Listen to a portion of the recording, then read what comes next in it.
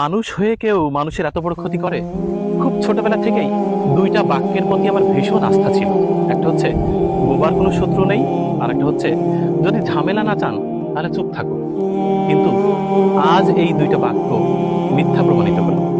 আমাদের লতিফ ভাই কথা বলতে পারেন না, প্রতিবন্ধী, তার পুরো জমির ফসলটা কেটে নষ্ট করে দিয়েছে।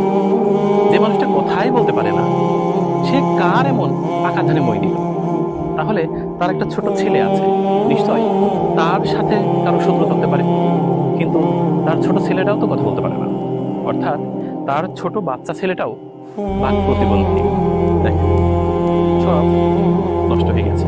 অর্থাৎ রোদের মধ্যে একেবারে নুয়ে পড়েছে, প্রতিটা গাছের গোড়া কাটা। এই 10 কাঠা জমি তার একমাত্র আশা ভরসার প্রতীক ছিল। অন্যের জমিতে কাজ করে, মাঝে মাঝে সারগুলো বাকি করে নিয়ে আসে।